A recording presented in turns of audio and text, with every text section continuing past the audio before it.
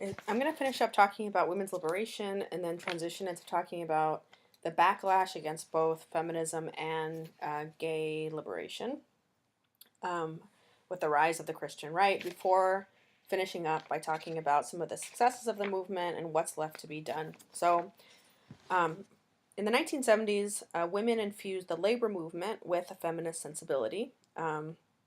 Many women were focused on the labor movement because they felt that the women's liberation movement, was too middle class and it didn't address the issues of working class women as it should. So, women workers in particular fought for paid childcare, equal pay, access to jobs performed by men.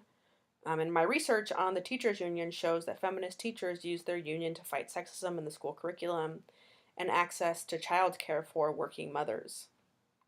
The single most important organization to know about was the Coalition of Labor Union Women, formed in 1974 to continue to push the labor movement to take on the issues important to women workers. But there were also groups like Stewardesses for Women's Rights to fight the sexism experienced by flight attendants, things like being fired for being overweight, being fired for getting too old or getting married, and so on.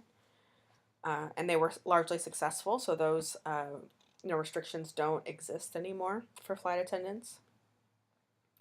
Women formed groups like 9 to 5, which was an organization for clerical workers to fight against sexism and to fight for unions in office work. They fought against being treated like they were office wives in particular. So, being made to pick up the boss's children from school or from daycare, pick up their laundry, get their lunch, make them coffee, and so on.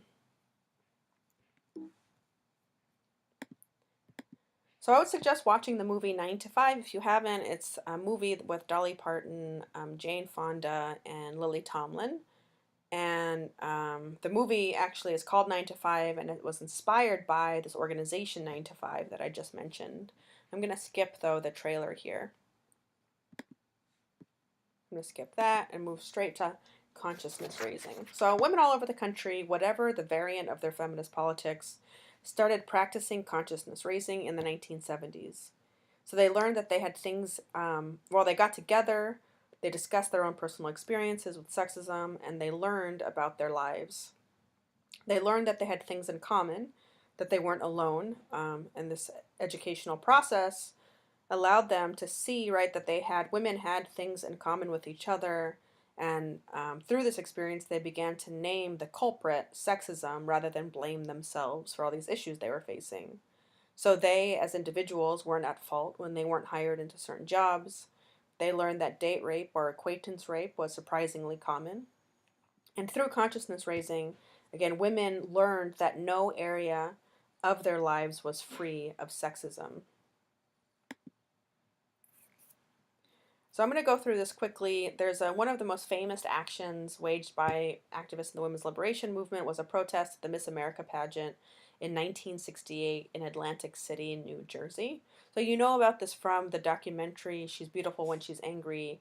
So I'm not going to go into it here, but it became so well known because in the auditorium, women's rights activists, they dropped a big banner that said women's liberation, and this made national news. So it was sort of the coming out of the women's liberation movement to a national audience in 1968. So feminists participated in a whole range of campaigns. They fought stereotypes of women in women's magazines. They, for instance, took over the Ladies' Home Journal office and demanded that an issue of the magazine be dedicated entirely to women's liberation. They did things like organized a mass strike of women on August 26, 1970, to call attention to women's oppression, which they called Women's Strike for Equality. You already know that women helped to lead a welfare rights movement in which they argued that welfare was payment for unpaid women's labor in the home. They demanded access to federal funding of sports. Women, of course, also organized for reproductive rights, in particular for abortion and for expanded access to birth control and the pill. But they also fought against the forced sterilization of poor women who were, of course, mostly women of color. They also sought to challenge discriminatory laws, like the limits on women in medical schools, which I've already mentioned, and they demanded access to jobs normally done by men. They demanded that men take on an equal share of the housework and care for children in the home. They were sick, essentially, of doing the double day, right? Going out to work for a wage or a salary, and then coming home and having to do all of the labor in the household to boot. They also demanded sexual freedom, but while doing so, called attention to the fact that straight women's sexual needs were more often than not ignored by the men that they were having sex with. So they, right, talked about the fact that straight women's sexual needs should be paid attention to, and that straight women, right, should learn about how to find pleasure in sex with men. They organized against sexual violence and rape culture, and they challenged the normalization of domestic violence. As late as 1976, 90% of police departments would not routinely arrest perpetrators of domestic violence. And they demanded access to the halls of power. So, for example, Shirley Chisholm became the first African American woman in Congress in 1969, and her campaign slogan was "Unbought and Unbossed." She ran a campaign that addressed both sexism and racism.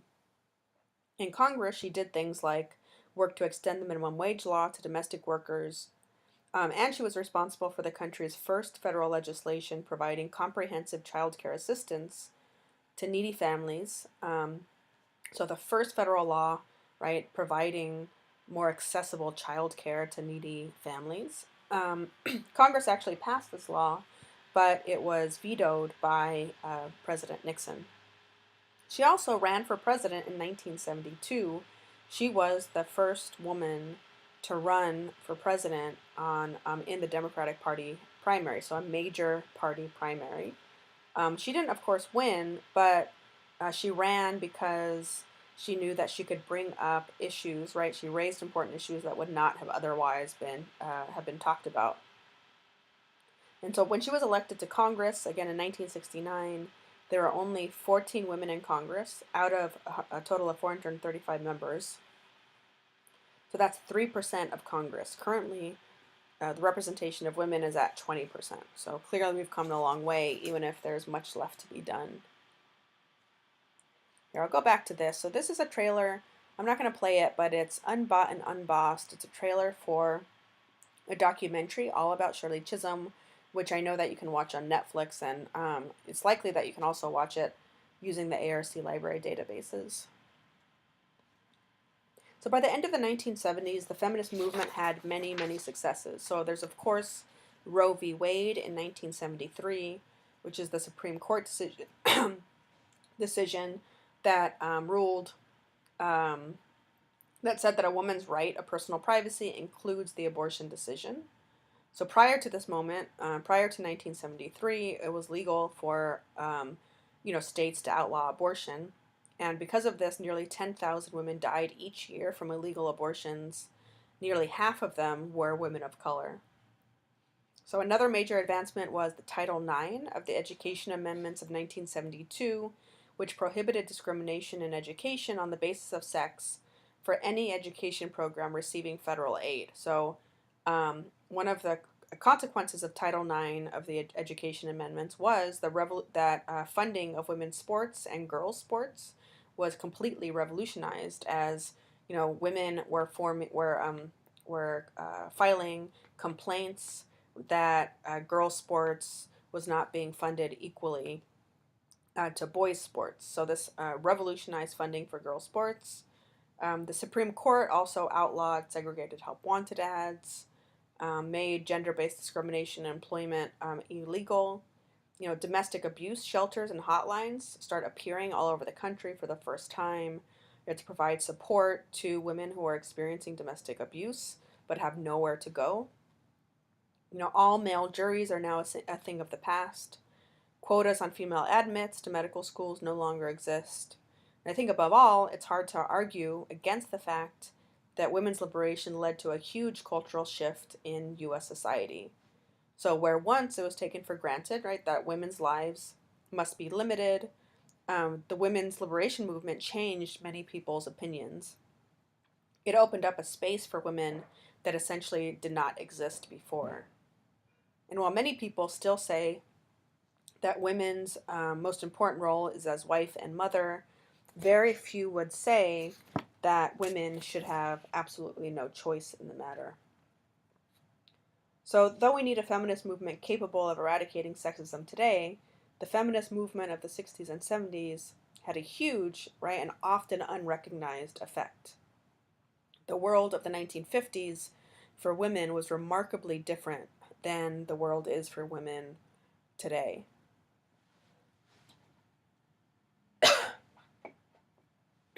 Okay, so now I want to transition to talking about some of the backlash against women's liberation. So, the 1970s were a unique decade in part, not only because there were all these movements for advocating right for the rights of marginalized groups. It was also the decade that the Christian right wing rose to prominence. So, reacting against advancements made by people of color, queer folks, and women, the Christian right would become an important constituency group within the Republican Party, helping in the election of Ronald Reagan as President of the United States in 1980 and shaping the sorts of issues the Republican Party would take on in the future. The pressures from the right would also help to push the Democratic Party to the right on issues such as welfare, taxation, and mass incarceration. So, as the country moves to the right, it's not just the Republican Party, but it's also right it's pushing the Democratic Party to the right as well. So the Christian right was particularly incensed about any attacks on gender norms and what they perceived to be attacks on the nuclear family, which they viewed to be sort of the bedrock supporting institution of any civilized society. The Christian right viewed feminism and the gay rights movement as threatening to the nuclear family. Before the right developed a focus on attacking queer people, they set their sights on feminism. The social conservatives, like Phyllis Schlafly, was one of the main leaders of the Christian right's attacks on feminism. So, in the early 1970s, Phyllis Schlafly and her group, the Eagle Forum, helped to organize a national campaign against the Equal Rights Amendment, which stated, quote, "Equality of rights under the law shall not be denied or abridged by the United States or by any state on account of sex." So it was supposed to have been an amendment to the U.S. Constitution. So at the time, the feminist movement organized a massive campaign for the passage of the Equal Rights Amendment. At the height of the movement, the feminist movement was quite successful. So in 1972, the Equal Rights Amendment did pass Congress, but now, since it was an amendment to the U.S. Constitution, it would have to go to the states for ratification before it could actually amend the Constitution. So 38 states had to ratify the ERA by 1979, which was the deadline. But Phyllis Schlafly and the Christian right stopped the ERA in its tracks. So ultimately, the ERA was not passed. And what's interesting here is that the movement against the ERA was led by women in the Christian right, not necessarily men, so most prominently Phyllis Schlafly. And the question is, why were women so strongly opposed to the ERA? I think the answer lies in the fact that they defended separate spheres of life for women and men. Schlafly and others insisted that in order to protect the traditional nuclear family, women should stay home taking care of their husbands and their kids. In other words, they really needed to be full-time housewives, so they should be full-time housewives. And the fact that Schlafly said women's place was in the home is, of course, somewhat ironic, given the fact that she was not staying at home. She was, doing exactly the opposite of what she was counseling other women to do. She was leading a national organization and running a national political campaign, so she was very much in the public eye, not in the private sphere of the home. So by the late 1970s, the ERA still needed to be ratified by a few states. By the deadline in 1979, the ERA fell short of ratification by only 3 states. And this was hugely symbolic. This represented the rise to power of the new right. And with the defeat of the ERA, it signals the fact that the momentum, right, had shifted against feminism as the conservative right focused their sights, in particular, on chipping away at things like the right to abortion in the 1980s to the present.